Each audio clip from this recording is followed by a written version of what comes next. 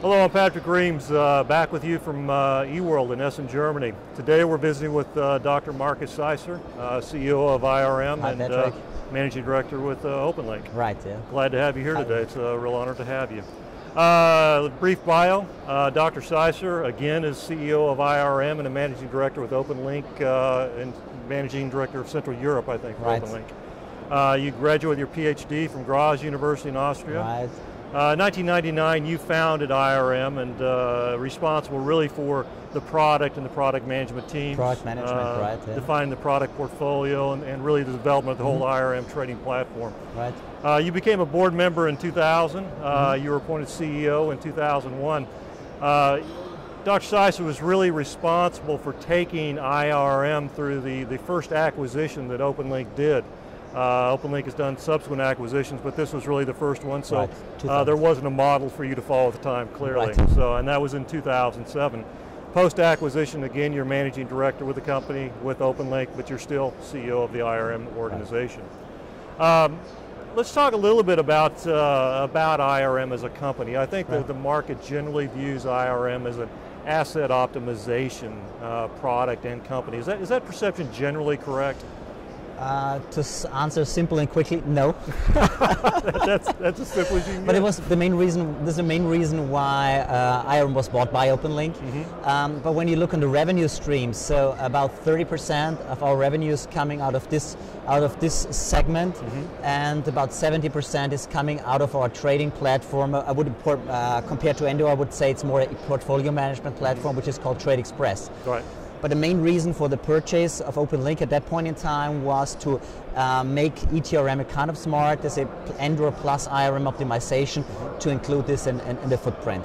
But the reality is we have a more analytical product line, which is the optimization line, and on the other hand, we do have the more transaction-oriented one, which is the Trade Express one. I've been following some of your recent announcements, or internal announcements at least, talking about some of your successes across not only Europe but in multiple geographies around the globe. Can you describe to us what you've been doing? What brings us up to date with your activities? Right. So what we are trying to we view that the German cluster, like the DACH region, is a kind of I would say a relatively mature market. So I think you can just offer additional modules or something like that. Therefore, we were looking where we can move along. And so we figured out that there are a lot of potential markets around in our geographies, maybe Russia, as you know, but we are also looking at we have the market opening in Turkey. So we've been in Russia active since 3 years all around the road, and we figured out that what the people needed there in Russia is a kind of not so really trading, but a kind of marketing the physical assets, because there is much only a short-term trading market. And so we found out that our combination of the Trade Express module, which the integrated optimization is ideal for them. So they have a very strong thermal park, this associated with them a short-term market. So I think what we had to accomplish here is a kind of a way, having local product managers figuring out what the market needs there, understanding the market rules, understanding what's to optimize, which is not so much different because the Siemens engines or whatever is standing everywhere on the planet, or ABB, not to mention the market name. And then you only have to settle them the communication, and you have to do some localization, because we are targeting with our trading platforms not like Android did the first tier market, we're targeting a second tier market. So we have to do a lot of more localization, like language or something like that. And we are figuring out how it's going for Turkey. So we are currently assembling a package for the Turkish market. They have this PUMUM communication and so on, where you have to be aligned, like the German ESS communication and something like that.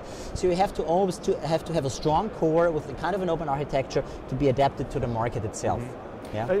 Speaking of those functional capabilities you're developing for those regional markets, do you see any other trends developing in terms of either a business process or functionality that your clients on the whole are looking for? Or your I think the important statement here is that there is not one market.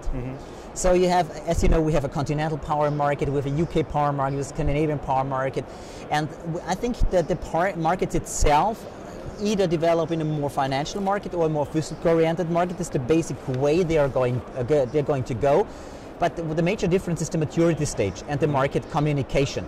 View like Italy has this various market zones, or Russia has this kind of regulated prices. So the trend is that what you need to do is you have to follow the market in a kind of a way that your pre-sales team or your product managers understand it. but the trend is everything is going to be market opening. But when we look about Russia or like Poland, it's always a kind of what is the government saying? Yeah. So you have a lot of big mergers in Russia. I think Gazprom is coming, and now you have the presidency election. So it always has an impact to what we are doing. So as I said, the Western European or Central European market are more likely deregulated, but the Eastern European markets have not taken all those steps the Western Hemisphere has taken up to now. And this is what we are currently viewing. So for example, for us it looks like a power market in Russia is going to be open more and more. But if Russia wants to get more investments into those markets, they need to open more. Otherwise, the Western European companies, which are necessary for making the power plant investments there, are not willing to invest their money. And what we are currently looking really is a little bit the opening of the gas market in Russia, as well as the full deregulation of the Turkish market. So we have to monitor the trend. So we are looking for focus markets, and based on the focus markets, we are trying to put a team together, which is analyzing the market and then try to figure out where we can support the processes. But the process is simple in all the cases. Like you have assets, there needs to be market, and you have a front to the life cycle management. It's all over the place. Looking past that market evolution in Eastern Europe and Russia, do you see any other trends over the next 5 to 10 years, the next decade or so, that in terms of the macro market, any evolution there that you foresee over the next decade? My view is, as I said, I view that the markets are going to be opened. From a system vendor perspective, no matter if it's IRM, we need to be able to open the architectures like a lot of vendors did. Because the more markets you serve, you cannot have a product manager for each and every market. Right. So therefore, you have to open up the architecture that you are not the limiting factor for the time to market of the client itself. So the tendency is always the communication, how you get the market data into the application, and so on and so forth. So base analytics like the optimization piece or the forecast piece or part of the risk is not changing that heavily, but how you can process the data and maybe language support or something like that. The other trend, what I see here a little bit in the German cluster, is a kind of that in some companies that portfolio management or trading and sales. So when we look in the early 2000s, that the markets were in a kind of a way that they are more, let's say, separate from. There was a sales department, there was the portfolio management and trading department, and we see a lot of companies where there's now more and more interaction, like transfer pricing from trading to sales and so on and so forth. And this is also kind of a nice enlargement what you could give to the software. We think that this is going to continue. Even one comment more. Sure, absolutely. Even the industrials are looking much more in this sense. So in industry park management, or let's say like when you are hosting industry park, you sell to the local companies there, and we view more and more industries managing their energy portfolio, and here is the trend that the energy portfolio is then closely linked also to the treasury. Yeah, it's a kind of a trend where it's going. Yeah, and that's actually fits well in line with what we're seeing too, where it's really not so much about trading volatility anymore. It's about really driving value out of asset. Right. It's about optimizing and making more efficient that asset. So it would seem to me that IRM as an organization, OpenLink as a company are well positioned to address those needs in the future. And we are here at a kind of a leading edge a little bit, because I recently did a webinar about renewables. And now the more and more renewables come into play, we have a new challenge about, when we're talking, we didn't talk about America. This is what North America is currently viewing is the renewables aspect. You're building wind farms, and PV installments are pretty much hell. Well, unfortunately, the natural gas price may put an end to some of those. It's a pity for my gas transport optimization. So the arbitrage is not really possible. Absolutely, and that really is one of the themes we're seeing emerge in North America too, similar to what we were describing, where because natural gas prices are so low, it's really about driving efficiency out of the assets that you have. And then you have the capacity booking, which is firm capacity, non-firm capacity. But the capacity price, the fuel price right now in gas, this leads to a really very simple optimization task right now. Well, unfortunately we're out of time, but it's been great visiting with you today. Thanks. It's always good to get together with you, Markus. I enjoy the conversation every time we meet up.